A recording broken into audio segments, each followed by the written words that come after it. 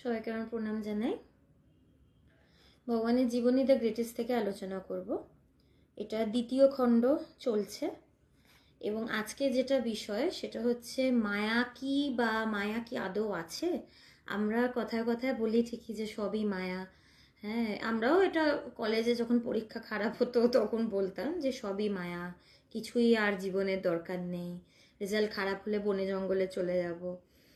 কিন্তু সব যে মায়া এটা আমরা এমনি বলি, কিন্তু এই কথাটাই বুঝে বলা, দুটোর মধ্যে আকাশ পাতাল পার্থক্য। তো মায়া যেটা ব্যাখ্যা, এটা পবিত্রানন্দজি, যিনি ভগবানের গুরু, তিনি ভগবানকে এই আলোচনাটা তিনি চিঠিতে করে লিখে জানিয়েছিলেন। মায়াকে কিন্তু নির্বাচন করা যায় না।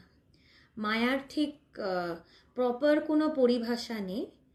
মায়াকে অনির্বচনীয়ই বলা হয়। অনির্বচনীয় মানে যাকে নির্বাচন করা যায় না। কেন নির্বাচন করা যায় না? মায়া বলতে আমরা জানি কি ভ্রম বা মিথ্যা। তো আমরা জানি যে এই জগতে যা দেখছি, এটা শুনে থাকি যে সেগুলো সব মায়ার জন্য। এবার আমরা জানি মায়াটা সত্য, কারণ আমি এই জগৎটাকে তো দেখছি। জগতে যা হচ্ছে, যা অনুভব করছি, পঞ্চ জ্ঞানেন্দ্রিয় দিয়ে যে অনুভব করছি, মায়াটা সত্য।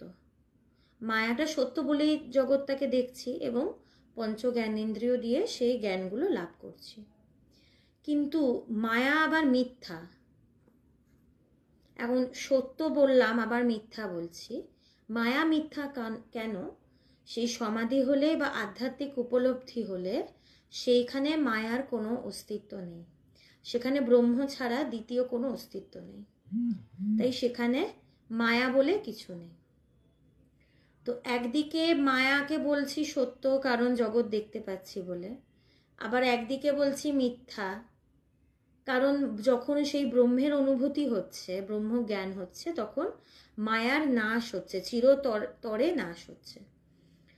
তো একটা জিনিস, যে কোনো বস্তু, সেটা সত্য আবার মিথ্যা দুটো হতে পারে না। কোনো বস্তু নেই যেটা সত্যও আবার মিথ্যাও। সেটা নয় সত্য হবে, নয় মিথ্যা হবে। তো এই জন্যই বলছে মায়াকে নির্বাচন করা যায় না, মায়া অনির্বচনীয়। মায়াকে তার শক্তি দিয়ে ব্যাখ্যা করা যায়। মায়ার যে পরিভাষা, মায়ার দুটো শক্তি মূলত, একটা হচ্ছে বিক্ষেপ শক্তি, একটা হচ্ছে আবরণ শক্তি। বিক্ষেপ শক্তি মানে যখন আমার মনটা সত্যর থেকে বেরিয়ে মিথ্যার দিকে যাচ্ছে। তো মায়াবশত, মায়ার ফলে মায়া কি করে, এই মনটা আমাদের সত্যের দিকে না গিয়ে, না ঠেলে এটাকে বহির্মুখী করে, বা যেটা কল্পিত বা যেটা চরম সত্য নয় সেটার দিকে ঠেলে। তো আমাদের মন বহির্মুখী। আমরা এই জগৎটা দেখছি, এই জগৎটা কি আপেক্ষিক সত্য, চরম সত্য নয়। এবং এই মায়ার ফলে আমাদের মনটা কিন্তু ওই দিকেই যাচ্ছে, বহির্মুখী আমাদের মন। তো এটা হচ্ছে বিক্ষেপ। সত্য থেকে আমার মনটা বা আমি সত্য থেকে ডাইভার্জ হয়ে যাই, ডিভিয়েট হয়ে যাই। ডিভিয়েট হয়ে আমি বাইরের দিকে ছুটতে থাকি, বা মিথ্যার দিকে বা একটা কল্পনার দিকে ছুটতে থাকি। সেটা মরুভূমিতে মরীচিকার পেছনে ছোটার মতন। মরীচিকাটা নেই কিন্তু আমাকে দেখানো হচ্ছে, এটাই বিক্ষেপ। মরীচিকাটাকে দেখানো হচ্ছে আর আমি ভাবছি ওখানে মরীচিকা আছে, সেটাকে সত্য বলেই মনে করছি। আমি ভাবছি সেখানে জল আছে, কারণ আমি তৃষ্ণার্ত, আমার জল চাই। এবার ছুটে গিয়ে দেখি জল নেই, সেখানে তো খালি কাঁকড় আর বালি। আর এটা হলো বিক্ষেপ শক্তি। মায়ার আর একটা শক্তি হচ্ছে আবরণ শক্তি। আবরণ মানে যখন একটা কিছুকে ঢেকে দেওয়া হয়। মায়া কি করে, সে সত্যটাকে ঢেকে দেয়। সত্যটাকে ঢেকে দেয় এবং আমাদেরকে ঘুরিয়ে মিথ্যার দিকে ঠেলে দেয়। এটাই হচ্ছে মায়ার দুটো মূল শক্তি। এবং অদ্বৈত বেদান্ত বা অজাতবাদ, এটা কিন্তু মায়াবাদের ওপরেই দাঁড়িয়ে। একবার যদি আমার অনুভব হয়ে যায় যে এই জগৎটা মায়া ব্যতীত কিছু নয়, তাহলে কোনোভাবেই আমাকে এই জগৎটা প্রলোভিত করতে পারবে না, কোনোভাবেই প্রলোভন দেখাতে পারবে না, বা কোনোভাবেই আমাকে টলাতে পারবে না, বা দুঃখ কষ্ট দিতে পারবে না।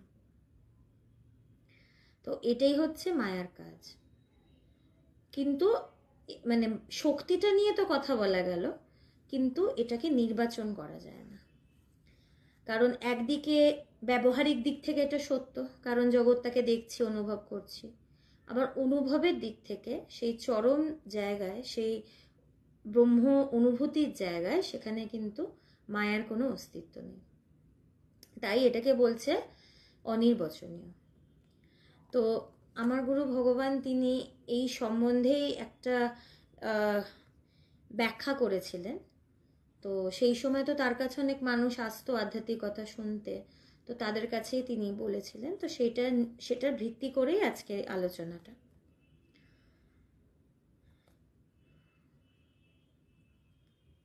একজন মানুষকে দেখিয়ে তিনি বলছিলেন, ওই লোকটা তো কতগুলো বস্তুর সমষ্টি ছাড়া কিছু নয়। তো আমরা নিজেদের দিকে যদি তাকাই, আমরা অনেক কটা বিষয় দিয়ে বা অনেক কটা বস্তু দিয়ে তৈরি। আমাদের যে শরীর, ফার্স্টে আমরা কি দেখি? শরীরটাকে দেখি। আমাদের এই শরীরটা পঞ্চভূত দিয়ে তৈরি। এখানে বায়ু আছে, জল আছে, আগুন আছে, পৃথিবী আছে, হাওয়া আছে। এই এলিমেন্টগুলো দিয়ে আমাদের এই শরীরটা তৈরি, এবং যখন এই শরীরটা চলে যাবে এই পঞ্চভূতেই মিশে যাবে। তো কিছু কিছু বস্তু দিয়ে তৈরি। আমাদের মনটা যদি দেখি, মন মানে চিন্তার সমষ্টি। আমাদের চিন্তাগুলি কিসের ভিত্তিতে থাকে, বা আমাদের চিন্তাগুলি কি ধারণ করে থাকে? বিষয়। কোনো চিন্তা বিষয় ছাড়া উঠতে পারে না। ভালো করে যদি ভাবি, প্রত্যেকটা চিন্তার কোনো না কোনো বিষয় থাকে। বিষয় নেই মানে চিন্তা নেই। আমাদের জীবনে বা আমাদের মনের ভেতরে অনেক অনেক বিষয় আছে বলেই কিন্তু আমাদের সেগুলোকে নিয়ে ভেতরে চিন্তা ওঠে। তো আমাদের মনগুলো বিষয় নিয়ে তৈরি।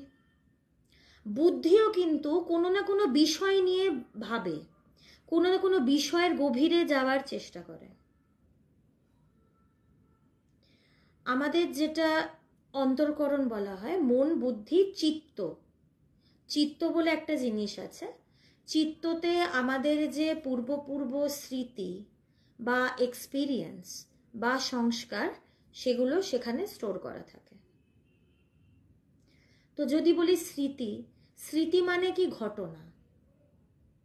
আর ঘটনা মানেই তো বিষয়। ঘটনাটা কাউকে কেন্দ্র করে হয়েছে, হয়তো কোনো মানুষ বা কোনো বস্তু, বিষয়কে ধরে। আমাদের চিত্ততে যে স্মৃতি থাকে বা আমাদের পূর্ব যে এক্সপিরিয়েন্স, সেগুলোও তো বিষয়কে কেন্দ্র করেই হয়। সেখানেও বিষয়। আবার অহংকার, অহংকারের একটা বিষয় আছে। অহংকারের বিষয় হচ্ছে আমি। আমি এই, আমি সেই, অনেক উপাধি, একটার পর একটা উপাধি আমি নিজের ঘাড়ে চাপাই। অহংকারও কিন্তু একটাকে বিষয় করে থাকে, সেটা হচ্ছে আমিকে, আমিত্ব। তাই আমরা কিন্তু কিছু বিষয় ছাড়া এর বেশি কিছু নয়। কিন্তু আমরা কিন্তু কটা বিষয়ের সমষ্টি। কিন্তু শুধু কি তাই? আমরা কি শুধু এইটুকুই? একদমই না। আমাদের বিশাল বড় একটা পরিচয় আছে, যে পরিচয়ের কথা বেদান্তে আলোচনা করা, যে পরিচয়ের কথা শাস্ত্রে বলা, উপনিষদে বলা, যুগ যুগ ধরে মহাপুরুষরা এসে আমাদেরকে সেই বড় পরিচয়ের সাথেই দেখা করিয়ে দেয় বা অবগত করিয়ে দেয়। চৈতন্য দ্বারা বস্তু চৈতন্যবান হয়ে যেন গতিশীল হলো, আর চৈতন্য যেন লুকিয়ে গেল। এই যেনটাই মায়া।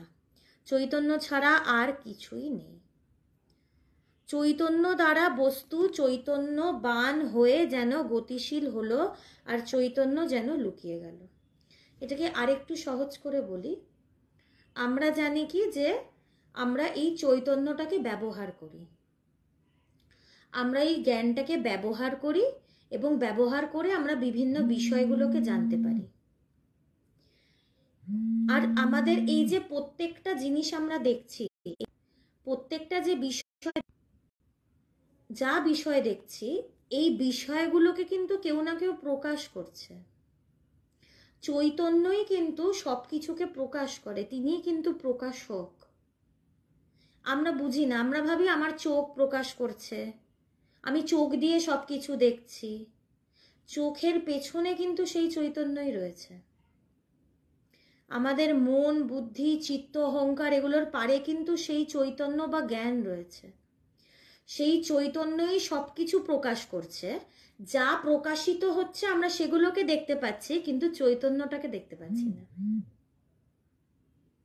আজকে ঘরে আলো জ্বাললাম, আলোটাই তো ঘরে সবকিছুকে প্রকাশ করে। কোথায় বিছানা আছে, কোথায় সোফা আছে, কোথায় টুল আছে, কোথায় আলমারি আছে, কোথায় টিভি আছে, আলোটাই প্রকাশ করছে। কিন্তু আমরা ওই ফার্নিচারগুলো দেখতে ব্যস্ত, আলোটার দিকে কিন্তু চোখটা যাচ্ছে না, আলোটাকে ভুলে যাচ্ছি যে কার সাহায্যে আমি এগুলো দেখতে পাচ্ছি।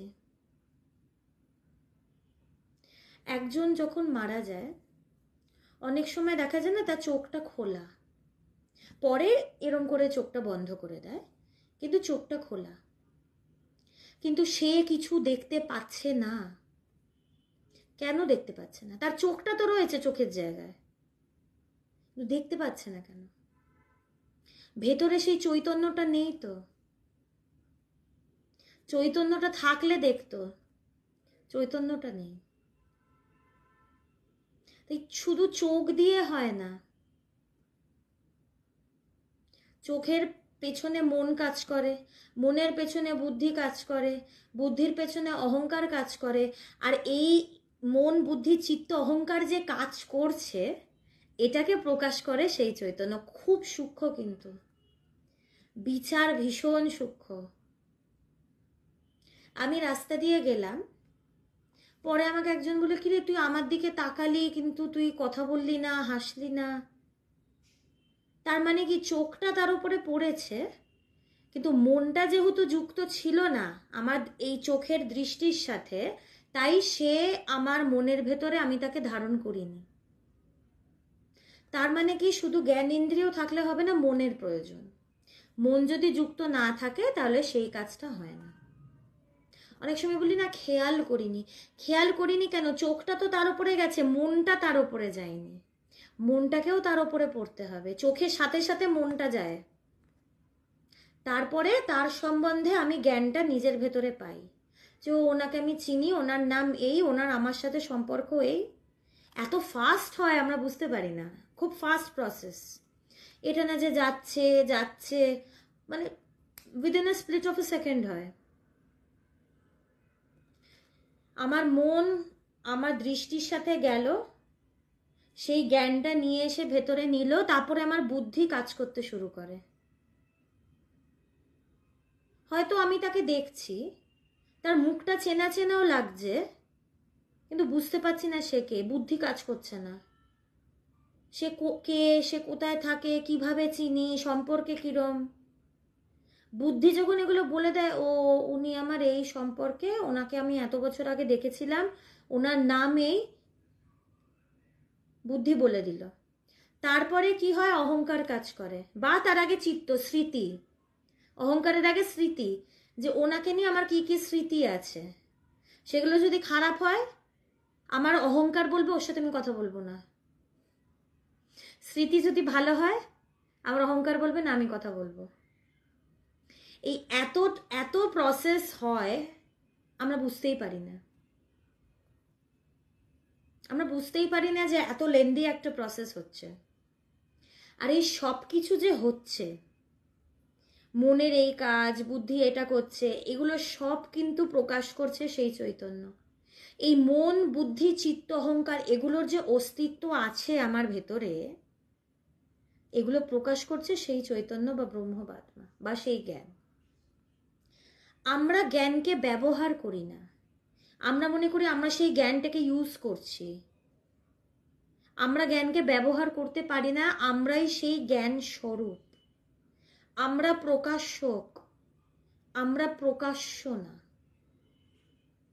বেদান্ত বলে এতদিন যা যা প্রকাশিত হয়েছে সেগুলোকে তুমি খুব ভালোভাবে দেখেছো এবং জেনেছো, কিন্তু কে প্রকাশ করছে তাকে জেনে নাও।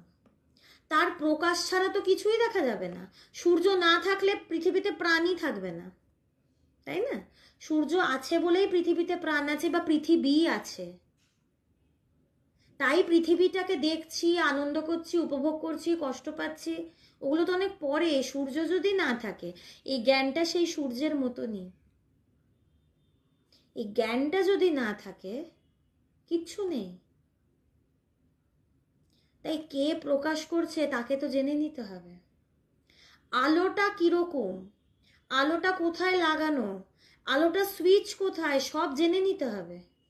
আমি যদি না জানি আলোর সম্পর্কে, আমি যদি না জানি যে ঘরে আলো বলে একটা বস্তু আছে যেটাকে জ্বালালে আমি ঘরে সব কিছু দেখতে পাবো, এই জ্ঞানটা যদি আমার না থাকে, আমি অন্ধকার ঘরে হাতড়াবো আর এটা তাতে ধাক্কা খেয়ে মুখ থুবড়ে পড়বো, যেটা আমাদের জীবনে হচ্ছে। অন্ধকারে হাতড়াচ্ছি তো। জীবনের উদ্দেশ্য কি, কেন জন্মেছি, কি করতে হবে, কেন জীবনভর ছুটে মরছি, একটা উত্তর আমাদের কাছে নেই। শুধু একটা ট্রান্সে যেন কেউ কিছু বলে না যে কিছুটা করে দিয়েছে, আমরা একটা ট্রান্সে ঘোরের মধ্যে ছুটছি। টাকা পয়সা রোজগার করে সত্যি শান্তি পাবো কি না, আনন্দটা জীবনের শেষে আসবে কি না, কোনো গ্যারেন্টি নেই, জানিও না। সবাই করছে তাই আমিও করি, এইভাবে তো হয় না। এত অনিশ্চিত হয়ে কি জীবন কাটানো যায়? যায় না। আমার টাকা চাই, আমার এটা চাই, আমার ওটা চাই, সব চাই, বুঝলাম। উপভোগ করার জন্য সময়টা থাকবে তো? যেগুলোকে পাওয়ার জন্য ছুটছি সেগুলো কি পাবো? বা পেলেও সেগুলো কি নিজের কাছে ধরে রাখতে পারবো? সেগুলোকে নিজের কাছে ধরে রাখতে পারলেও সেগুলো কি আমাকে শান্তি দেবে? একটা জড় বস্তু কি কোনো চৈতন্যবান কাউকে শান্তি দিতে পারে? আমরা তো চেতনবান, আমাদের ভেতরে চৈতন্য আছে, সবাই জানে। আমরা ছুটি কিসের পেছনে? জড় বস্তুর পেছনে। একটা জড় বস্তু কোনোদিন আমাদের শান্তি দিতে পারে? তার তো কিছুই নেই, কোনো প্রাণী নেই, সে তাই তো সে জড়, তার ভেতরে তো চৈতন্য নেই, তো সে কি করে আমাকে আনন্দ দেয়? তো এত অনিশ্চয়তা নিয়ে ভালো থাকা কি যায়? সেটা তো সম্ভব নয়।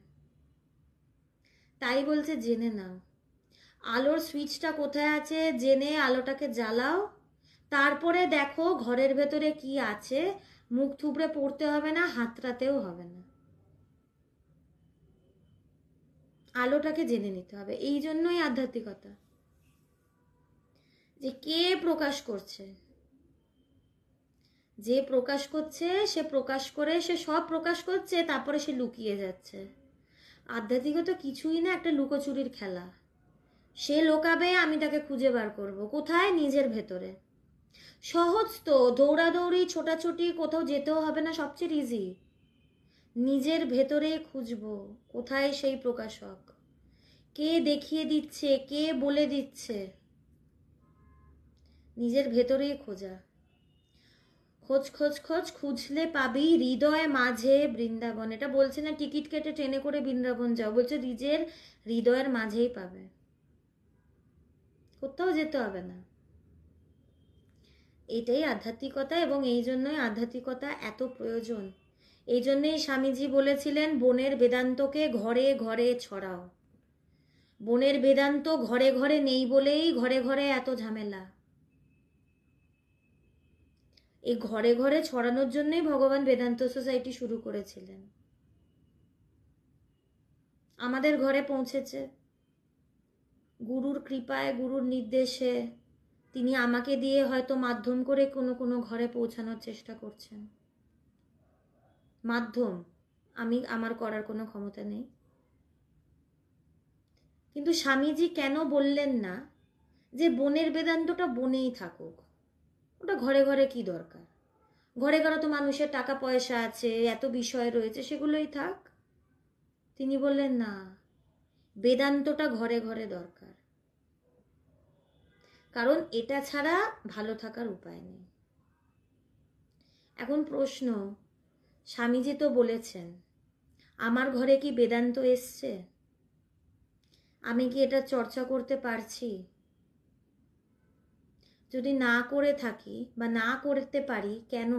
এটার উত্তরটা তো দেখতে হবে, কেন পারছি না বা কেন করছি না। শাস্ত্রে পরিষ্কারভাবে লেখা, আসলে ঋষিমুনিরাও তো সত্যকে বিভিন্নভাবে বা অনেক জায়গায় খুঁজেছেন। আগের সমাজ না খুব সিম্পল ছিল, আমাদের মতন এত কমপ্লেক্স ছিল না, আর খুব সেলফ সাফিসিয়েন্ট। তারা যা উৎপাদন করছে তাদের জন্য মানে মোর দেন এনাফ তাদের জন্য। তো তারা সেলফ সাফিসিয়েন্ট, তাদের কোনো অভাব নেই, নিজেদের খাদ্য নিজেরাই উৎপাদন করে তারা গ্রহণ করছে, সেটাতেই তাদের চলে যাচ্ছে, এক্সট্রা কিছু লাগছে না। কিন্তু তাও তারা দেখলেন যে জীবনে যেন কিছু একটার অভাব, something is missing from life, there is a void, একটা ভ্যাকিউম বলে না। কেন? তাদের প্রশ্ন হলো, কেন? আমাদের তো সবই আছে, তো কেন আমাদের ভেতরে শান্তি নেই পুরো? তখন তারা ভাবলো, খুঁজি তো, কি ব্যাপার, রহস্যটা কি? তো তারা জগতেই খুঁজতে শুরু করলো, যে জগতে হয়তো আরো অনেক কিছু রয়েছে যেটা আমরা জানি না, সেটা পেলে হয়তো আমরা শান্তি পাবো, যেটা আমরা ভাবি। তারাও জগতের পেছনে ছুটতে শুরু করলো। তারা এই জিনিস, ওই জিনিস, এই বিষয়, এখানে এটা নিয়ে এক্সপ্লোর করছে, ওটা নিয়ে ভাবছে, অন্য একটা বিষয়ে গভীরে যাওয়ার চেষ্টা করছে, এটা খুঁজছে, ওটা খুঁজছে। এই করতে করতে কিন্তু আমাদের লাইফে বিভিন্ন জিনিসের ডিসকভারি হয়েছে, সেটা আগুন হোক, যাই হোক। যা যা ডিসকভারি, আবিষ্কার, সবকিছু কিন্তু সত্যকে খুঁজতে গিয়ে। আবিষ্কারটা কিন্তু বাই প্রোডাক্ট, কিন্তু আমাদের মনটা ওই আবিষ্কারের দিকেই, সত্যকে ভুলে গেছি। দেখতে হবে তো আবিষ্কারটা কি খুঁজতে গিয়ে হলো, সত্যকে খুঁজতে গিয়ে হলো। এই যে বিভিন্ন অ্যাস্ট্রোনমার, সায়েন্টিস্ট, তারা খোঁজার চেষ্টা করছে এই সৃষ্টির উৎস কোথা দিয়ে, অরিজিনটা কি, what is the origin of this creation, বা from where did this creation originate from, ইনসেপশনটা কোথা থেকে, বা কেনই বা সৃষ্টি হলো। অনেক থিওরি রয়েছে, বিগ ব্যাং থিওরি, নেবিউলার থিওরি, একটা ছোট্ট থেকে একটা বিশাল ব্লাস্ট হলো, সেখান থেকে সব বেরিয়ে এলো। ব্লাস্টটা কেন হলো, কোথা থেকেই বা হলো, ওই ছোট্ট জিনিস থেকে এত বড় জিনিস কি করে বেরোতে পারে, আর যেভাবে বেরোলো সেইভাবেই কেন বেরোলো? কত প্রশ্ন, একটার উত্তর নেই। সবাই খুঁজছে, সত্য খুঁজছে, উৎসতে যাওয়ার চেষ্টা করছে, উৎসতে যাওয়াটাই সত্যের সন্ধান। সায়েন্টিস্টরা কি করছে, তারা বাইরে খুঁজছে, আধ্যাত্মিক মহাপুরুষ তারা ভেতরে খুঁজেছে, তারা তাড়াতাড়ি উত্তরটা পেয়ে গেছে। বিজ্ঞানীরাও বাইরে খুঁজতে খুঁজতে একদিন সেই একই উত্তরে পৌঁছাবে। উত্তর is one, the approaches are different. আমরা বলি বিজ্ঞান আলাদা, আধ্যাত্মিকতা আলাদা, দুটোর মধ্যে কোনো সম্পর্ক নেই। বিশাল সম্পর্ক, দুটো একই জিনিসের উপরে দাঁড়িয়ে। আধ্যাত্মিকতাও শুরু হয় কেন প্রশ্ন দিয়ে, বিজ্ঞানও শুরু হয়েছে কেন প্রশ্ন দিয়ে। আদি মানব তারা প্রশ্ন করেছে, কেন বিদ্যুৎ চমকাচ্ছে, কি হচ্ছে, এটা কি ফেনোমেনন। তারা প্রথমে ভয় পেত, বাবা বিদ্যুৎ চমকাচ্ছে, তাদের তো হাতের বাইরে না, তারা তো মর্জি মতন সেটাকে থামাতে পারবে না। এত আকাশ থেকে জল পড়ছে কোথা থেকে, তারা তো আগে জানতো মাটি খুঁড়লে জল বেরোয়, আকাশ থেকে হঠাৎ করে জল আসছে কেন? কেন প্রশ্নটা কিন্তু সেম, খোঁজা হচ্ছে আলাদা আলাদা জায়গায়। There is no difference between science and spirituality.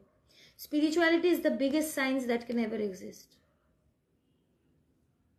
সবকিছুর পেছনে কিন্তু যুক্তি আছে বেদান্তে বা আধ্যাত্মিকতায়। তো পুরনো সময়ে, সেই সময় ঋষিমুনিরা বাইরে খুঁজেছে, খুঁজতে গিয়ে বিভিন্ন বস্তু তারা পেয়েছে। এবং সে আবিষ্কার করে প্রথমে আগুন। আগে তো কি মানুষ, আদি মানব যারা, আমার হিস্ট্রি ছিল তাই হয়তো একটু বলতে পারছি, আদি মানব তারা প্রথমে হান্টার গ্যাদারার্স, প্রথমে হান্টিংও ছিল না, ফার্স্টে ফুড গ্যাদারার্স, এই ফল পাড়ছে, এখান থেকে কিছু কুড়িয়ে খাচ্ছে। তারপরে তারা ভাবলো যে জন্তুটা রয়েছে, ওকে কি খাওয়া যাবে, প্রশ্ন, ওকে যদি খাই তাহলে কিভাবে খেতে পারি, ও তো আরো বেশি ভয়াবহ, ওই আমাকে না খেয়ে নেয়, নিজেকে রক্ষা করব কিভাবে। যখন তারা তারা শিকারের কথা ভাবলো, তখনই কিন্তু বিভিন্ন পাথর ঘষে ঘষে এইটা মেরে মেরে তারা বিভিন্ন বানানোর চেষ্টা করলো। কিন্তু উদ্দেশ্যটা কি, এই যে ওকে খাবো, আরো পূর্ণ হব, পেটটা আরো ভরবে, ফলটা খেয়ে হচ্ছে না, খিদেটা থেকে যাচ্ছে, ওকে খেলে যদি আমি তৃপ্তি পাই, এই পরিপূর্ণতা, তার মানে কি, সে জানে তার ভেতরে অভাব আছে, ফল খেয়ে হচ্ছে না। আমরা কি সারাদিন, এখনো যদি দেখি, সারাদিন কি কেউ ফল খেয়ে থাকতে পারে? রোজ ফল সে পারবে না। সে ভাবে বাবা এত রোজ রোজ ফল খেতে পাচ্ছি না, সে ভ্যারাইটি চাইবে, কারণ সারাদিন ফল তাকে পূর্ণতা দিচ্ছে না। এই অভাব থেকেই কিন্তু তারা শুরু করছে, অভাবটাকে পূর্ণ করার জন্য বিভিন্ন জিনিস আবিষ্কার হচ্ছে। আগুন, তারা দেখলো আগুনে তাড়াতাড়ি রান্না হয়ে যাচ্ছে, কত সহজ। আর যদি আগুনে দুটো পাথর ঘষেই যদি হয়ে যেত, গ্যাস সিলিন্ডার, স্টোভ, এগুলো তো লাগতো না, ওটাতেও অভাব যায়নি। এখনো তো অভাব যাচ্ছে না, কিছু না কিছু আবিষ্কার করতেই হচ্ছে। বিভিন্ন কোম্পানি সবাই ব্যস্ত, নতুন প্রোডাক্ট মার্কেটে লঞ্চ করতে হবে, নাহলে কাস্টমার থাকবে না, নতুন প্রোডাক্ট চাই, আরো কিভাবে করা যায়।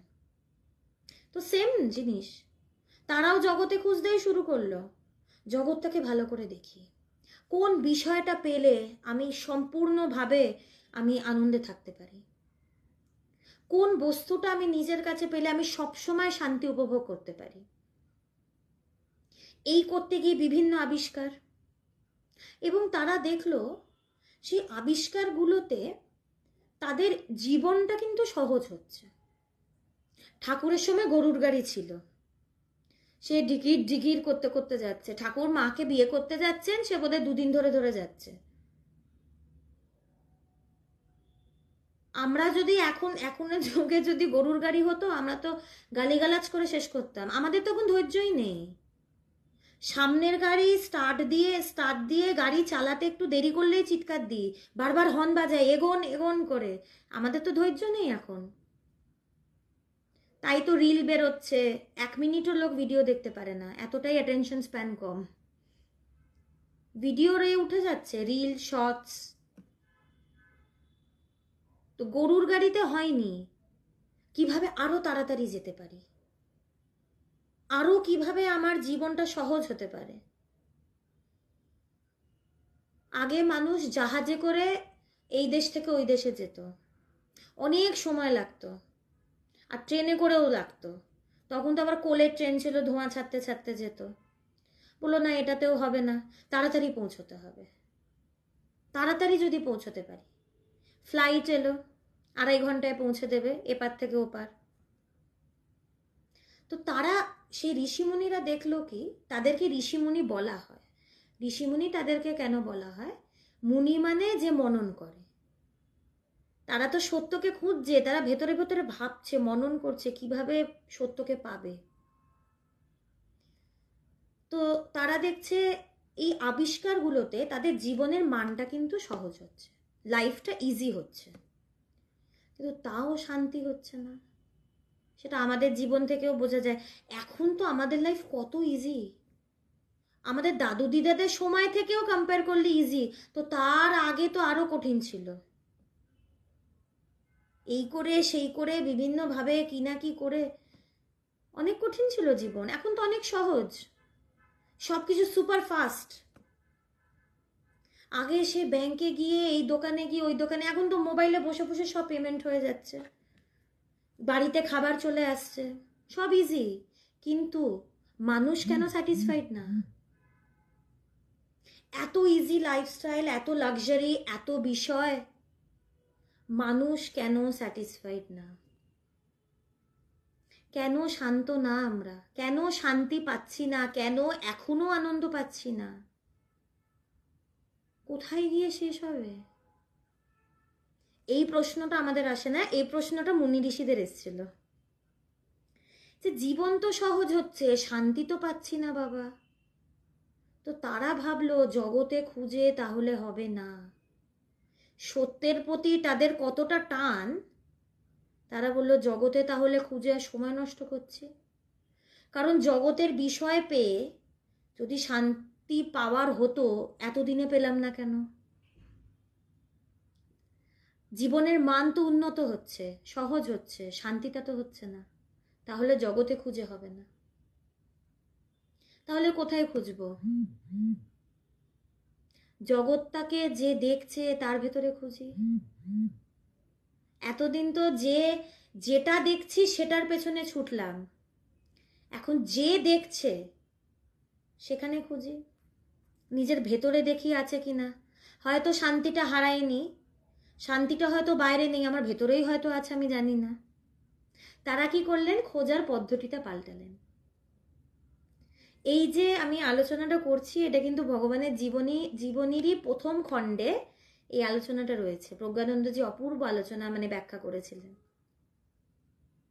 ঋষিমুনিরা কি করলেন? তারা পদ্ধতিটা পাল্টালেন, যে না বাইরে খুঁজবো না, এবার ভেতরে খুঁজি। হয়তো ভেতরেই আছে। যেমনি হরিণের নাভিতে যে থাকে কর্পূর, সে গন্ধে পাগল, বাইরে ছুটে ছুটে মরছে, দিকে তার ভেতরেই আছে, সে জানে না। আমাদের ক্ষেত্রেও তো ব্যাপারটা তাই। সবকিছু ভেতরে, কিন্তু বাইরে খুঁজছি, বুঝতে পারছি না। মহাপুরুষরা বলার পরেও সন্দেহ করি, বুঝতে পারি না বা চাই না, তো কার কিছু করার নেই। বলা পরেও যদি সন্দেহ হয়, তাহলে কি করার আছে? ক্ষতি তো নেই কিছু, যে নিজের ভেতরে তাকালে বিশাল ক্ষতি হয়ে যাবে, কিছুই তো হবে না। বাড়িতে বসবো, একটু নিজের ভেতরে খুঁজবো, কি হবে? সারাদিন কাজ করি না, যা কাজ, যা কর্তব্য দায়িত্ব সব করি না, কোনো অসুবিধে নেই। নিজেকে খুঁজতে কিসের অসুবিধে? নিজেকে আর একটু ভালো করে চিনতে পারবো। আমি নিজেই তো নিজের কাছে অচেনা, তো এটা কি ভালো দেখায়? নিজে একটু নিজেকে ভালো করে চিনব। তো তারা ভেতরে দেখতে শুরু করলো, এবং সত্যটাকে কিন্তু ভেতরেই খুঁজে পেল। তারপরেই তো তারা বলল, শ্রীনন্ত বিশ্বে অমৃতস্য পুত্রা, শোনো হে বিশ্ববাসী, তোমরাই অমৃতের পুত্র। বাইরে অমৃত শান্তি পাবে না, তোমরা অমৃতের পুত্র, অমৃত স্বরূপ। তাই বাইরে আলাদা করে খোঁজার দরকার নেই। তুমি সেই নিত্য শুদ্ধ বুদ্ধ মুক্ত সচিদানন্দ ব্রহ্ম, শান্তি স্বরূপ, আনন্দ স্বরূপ। বাইরে আলাদা করে খোঁজার প্রয়োজন নেই। তারা কিন্তু ভেতরে খুঁজে পেল। এইটাই কিন্তু আধ্যাত্মিকতা, বা এই খোঁজ, এই পাওয়া, এই জার্নি, এটাই স্পিরিচুয়ালিটি। এটাই উপনিষদের মূল বিষয়, এইটাই বেদান্তের মূল বিষয়, নিজেকে খুঁজে পাওয়া। কিভাবে পাবো সেটা নিয়ে তো এত দিন ধরে আলোচনা চলছে, সেগুলো করলেই পাওয়া যাবে।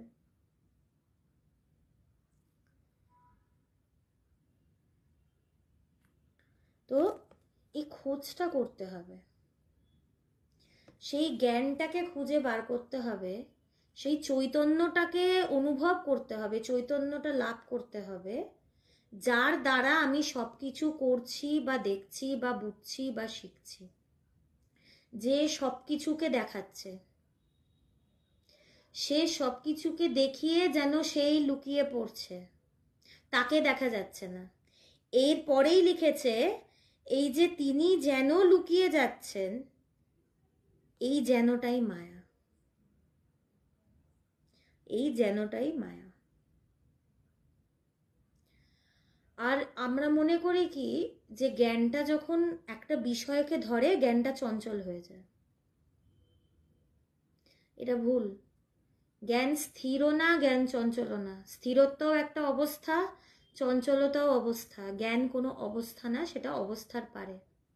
কেন অবস্থা না? অবস্থার পরিবর্তন হয়, জ্ঞানের পরিবর্তন হয় না, সেটা অপরিবর্তনীয়, তাই সেটা কোনো অবস্থা না। বোঝানোর জন্য বলা হয়, কিন্তু সেটা কোনো অবস্থা না। তো আমরা ভাবি সেটা যেন গতিশীল হচ্ছে, সমুদ্রের ওপরে উথাল পাথাল ঢেউয়ের উৎপাত, ভেতরে পুরো স্থির। তো সেখানে কোনো গতিশীলতাও নেই, কোনো স্থিরত্বও নেই। এই যেনটাই মায়া। এই যে দেখা, আমরা যে দেখছি চঞ্চলতা, এত বিষয়, এই অশান্তিটাকে যে ভোগ করছি বা দেখছি, এইটাই মায়া। এবং এই মায়াটা কিসে থেকে এসছে? যেন, যেন, এই যেনটাই হচ্ছে মায়া।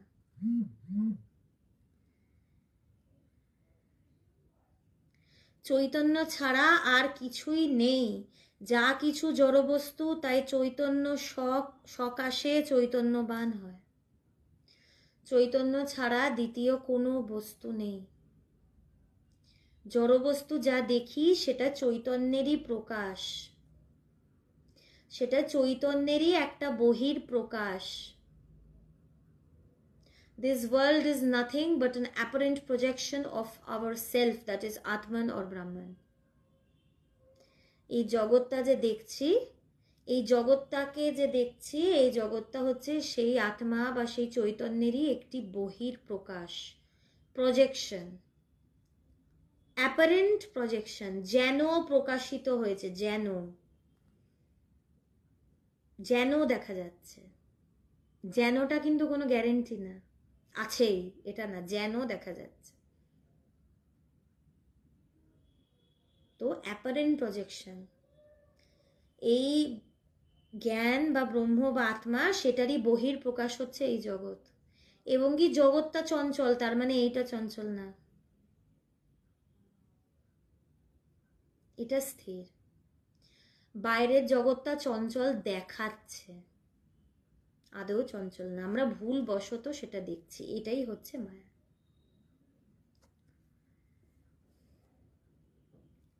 কোনো বস্তু যেমন আলোর সামনে এলে প্রকাশিত হয়, তেমনি জড়বস্তু জ্ঞান স্বরূপের সংস্পর্শে এলে যেন চৈতন্যবান হয়।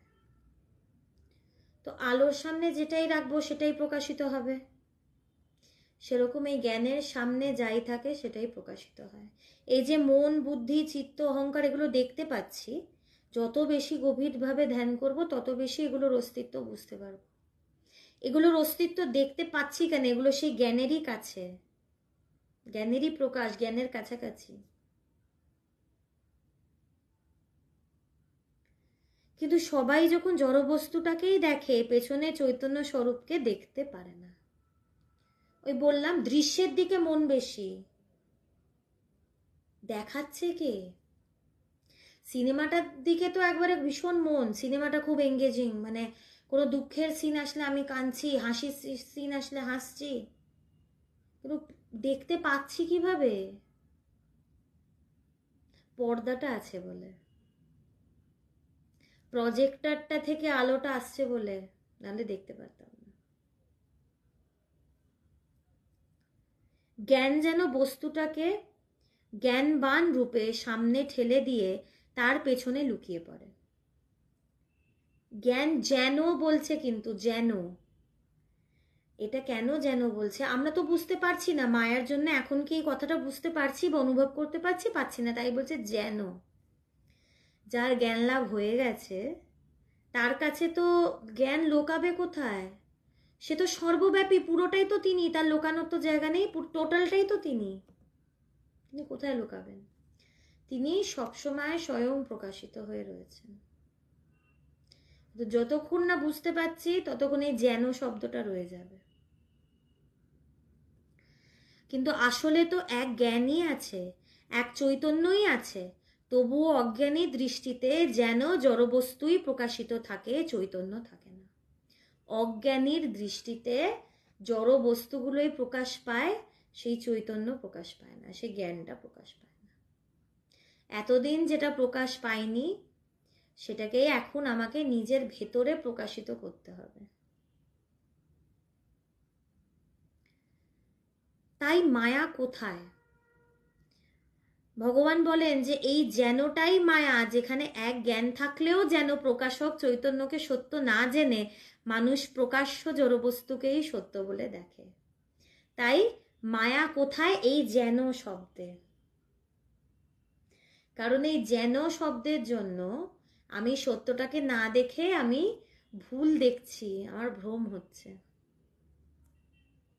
এই যেনর জন্য আমি সেই চৈতন্যকে না দেখতে পেয়ে আমি জড় বস্তুকে দেখে ফেলছি। এইটাই মায়া। বিক্ষেপ, যেটা বললাম শুরুতে, যে সত্যের থেকে সরিয়ে নিয়ে একটা মিথ্যার দিকে ঠেলে দেওয়া, মিথ্যাটাকে দেখানো, সত্যটাকে ঢেকে দেওয়া। কিভাবে ঢেকেছে? যে জড় বস্তুগুলোকেই সত্য বলে ভেবে নিয়েছি, আসল সত্যটা ঢাকা পড়ে গেছে। ভগবানের শ্রীমুখ নিঃসৃত অদ্বৈত কথন সবার মনকে নিয়ে যেন অনন্তরে পথে পাড়ি দিল, অনন্তের পথে পাড়ি দিল। তো এই যেনটাই মায়া, এই মায়ার ফলেই আমাদের এই সব দেখা দেখি, ভুলভাল দেখা দেখি। তো কি করে এগুলোর থেকে নিস্তার হবে? কবে আমি ঠিক জিনিসটা দেখতে পারবো, বা কবে আমি সেই আসল প্রকাশককে দেখতে পাবো? যত এই চর্চা করব, যত এই প্র্যাকটিস করব, তত। আর প্রশ্ন হচ্ছে, আমি কি সত্যিই দেখতে চাই? এটার উত্তর যদি হ্যাঁ থাকে, তাহলে যেভাবে হোক আমি দেখতে পাবো। তাই প্রার্থনা, সবসময় প্রার্থনা, আমার মন যেন সেই সত্যকেই খোঁজে। এখনো যদি দেখি যে মনের ভেতরে এটা নেই, ঈশ্বর যেন সেই মুমুক্ষুত্ব আমার ভেতরে জাগায়। তারপরে যেন আমি সত্যকে খুঁজি, এবং খুঁজতে খুঁজতে যেন সত্যিই একদিন সত্যকে পাই। এই প্রার্থনা জানিয়েই আজকের আলোচনা শেষ করছি। সবাই খুব ভালো থাকবেন। পরের দিন আরেকটা আধ্যাত্মিক বিষয় নিয়ে আলোচনা হবে। সবাইকে আমার প্রণাম।